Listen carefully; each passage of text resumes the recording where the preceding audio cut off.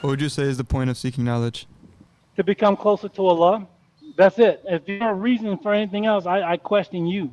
Why do I say that? Because you can say, no, but what about my community? The thing is, when you say you're coming to teach for your community, what you're doing is you're opening up yourself.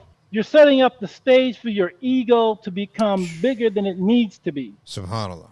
You understand? Subhanallah. So when you come back, some brothers, and I'll be very honest, some brothers come home and they expect to be treated a certain kind of way. A'udhu billah. I hate being called Sheikh. It wasn't until recently I heard Sheikh Muhammad al-Ninawi.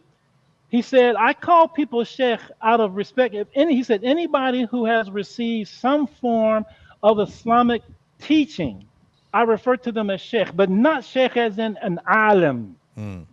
Because the majority of you are not alims. You are not of the ulama. And I thought about that for a second. And I said, okay, I can accept that. Because I don't like being called Sheikh, because I'm not a Sheikh. I haven't spent 20 years of my life in studies. You know what I'm saying? I sometimes, one of my Algerian teachers, he says, what is an ilm? Ilm is when someone asks you a question and you're flipping through the pages of the book in your mind to find the masala, to find the answer to the situation that's been given you. Not someone who says, hold on, let me get back to you, I'm going to check my books. And he's got this massive library. Let me go check my books, bro. I'll be back. That's not an alim. Subhanallah. He told me that an alim is not a person who takes a lot of books and has studied. He takes one book and he's read it over 500 times. Subhanallah. He said that is an alim. Subhanallah. So my thing is that when we're looking at people who like to profess that they're people of knowledge, a lot of things just get opened up, brother, that are dangerous. So your goal has to be Allah and only Allah in your acquisition of seeking knowledge. Whether you go across seas, whether you're sitting with Dr. Shadi, and whether you're sitting with me, whether you're sitting with Sheikh Abdul Karim Yahya, Sheikh Yahya Rodas, whomever Allah puts you in front of, no matter who that person is, your intention has to be for the pleasure of Allah, to become closer to Allah, to understand. Because another thing, we have to become people, Habib Ali al-Jafri said this, we have to become people of haqiqah, of reality, of experience, not people of surah, the people who look the part. I've got a few beautiful words and I've learned a few things. I read a couple of hadith, but nothing has been eternalized.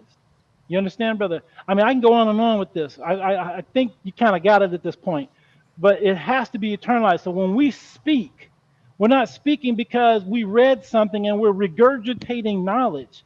We're speaking from the point of view of experience. And even myself, I'm still, after all these years of being removed from Tareem, because I left Tareem in 2003. Now, that doesn't mean you've arrived. The student really becomes a student when they start teaching. Subhanallah. Because that's when you really start learning, because now you're going to get hit with things you weren't taught in class, or you weren't expecting, or maybe that day you didn't show up, or you didn't pay attention, or whatever the case may be. Now you got to go and find some answers. You know what I'm saying? Now can you say I don't know? Or are you going to be one of those people who are going to try and answer anyways and then find out you were wrong and have to come back, oh, brother, I'm sorry, last time I told you this last week. You know what I mean? Which happens. It happens. Alhamdulillah. But my thing is that I want, for all those who are thinking about studying, who are actively studying, you got to watch your egos. You got to stay sincere. And this has to be for the sake of Allah subhanahu wa ta'ala. Really, it has to be about the sake of Allah subhanahu wa ta'ala and your personal development with Allah. And if Allah chooses you to be one who disseminates this knowledge, then Allahu Akbar. But there are a lot of people who have gone to Tareem and you don't know anything about them. And it's not about, our beloved doctor here has said, that they may dua not to be seen. No. I can tell you right now, that ain't the case. They got what they came there for, and they left. I'm just being honest. You know, some people come to Daughter Mustafa just so they can say, I was with the Habayib. There was one brother in particular telling everybody, I was Habib's top student.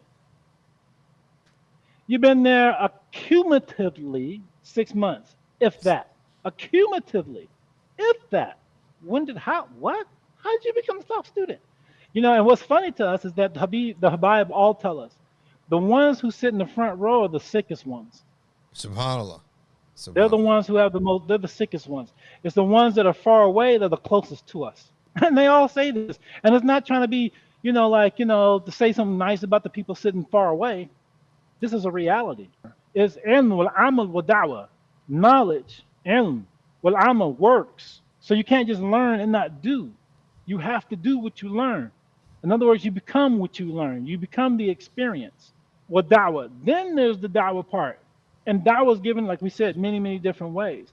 Many of our scholars of the old used to literally sit in the back at different gatherings and not say a word until they heard something wrong. Then they would say something. And they said when they did speak, everyone in the room knew who the real faqih was. I'm not looking to do that, but I do sit in the back and I'm quiet. I'm not always, when I come in gatherings, I'm not trying to sit up in the front. I'm trying to be in the back. Subhanallah. That's what I've learned. And I understand it. Don't want to be in the front. I don't like being the imam of a salat. Too much pressure. It just is. I'm sorry, it is. It's safer. Thank you. Solitude is safer. Thank you. Subhanallah. So I give you a long answer, Akhi, because I really holistically want you and everyone else listening to understand that this is not about becoming famous or popular. Not saying that that was your intention or that was part of your question or what you were thinking, but it's what can happen. It's what can happen to a lot of people.